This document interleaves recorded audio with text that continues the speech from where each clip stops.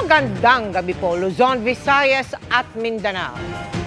Nagbabala ang Agriculture Department laban sa peligrong dulot sa kalusugan ng mga naglipa ng imported na gulay at produkto na hindi dumaan sa kanilang pagsusuri. May mga nabistong ganyan sa isang palengke sa Pasay kaya nakikipag-ugnayan na ang DA sa iba pang ahensya para matukoy ang pinagmulan nito. Nakatutok si Bernadette Reyes. Tiger chili, garlic sticks at Chinese yam. Pangalan pa lang, mapapalingon ka na sa ilang paninda rito sa Cartimor Market sa Pasay. Pero bukod dyan, sabi ng ilang mamimili, nakakaengganyo raw mamili ng gulay dito sa Cartimor Market. Bukod kasi sa malinis, marami raw mga kakaibang gulay dito kagaya na lamang nitong tiger chili na para bang pinalaking siling haba. Pero ayon sa Department of Agriculture, maaari raw may peligro sa kalusugan ang pagkain ng mga ito. Malalaki pero hindi kami kumakain nun. Dahil? Natatakot kami kasi hindi namin alam kung anong mga ginagawa doon. Kung manggagaling pa po ng ibang bansa, anong meron? Bakit nila na ipapreserve ng ang gaganda?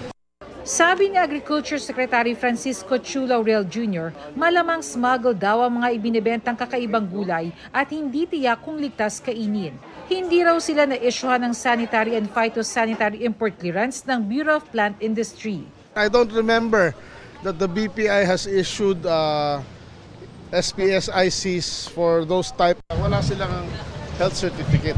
So that is actually dangerous. Diba? Hindi natin alam kung mataas yan ng heavy metals o kaya kung merong, hindi natin alam kung reject yan. Kung yung may pesticide content niya, yung fertilizer na ginamit, tama ba? Na hindi harmful sa tao. Ayon sa DA, maaaring hindi raw alam ng mga nagtitinda na smuggled ang mga ito, pero mahalaga raw ang pakikipagtulungan nila para matunto ng source ng mga gulay. Ang alam lang namin doon lang namin kinuha sa Divisoria Tapos binibinta lang namin dito. I-coordinate din muna namin sa DA sa DTI. Tapos kung ano po yung mga sanction na pwede namin ibigay sa kanila. Makikipagtulungan din ng DA at DTI sa Bureau of Customs para mahanap ang maaaring pinagmulan ng mga gulay.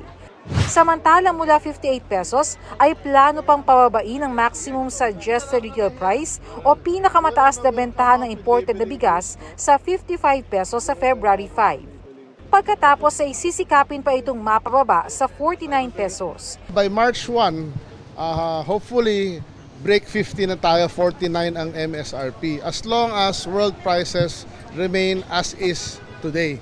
Para sa GMA Integrated News, Bernadette Reyes, Nakatutok, 24 Oras.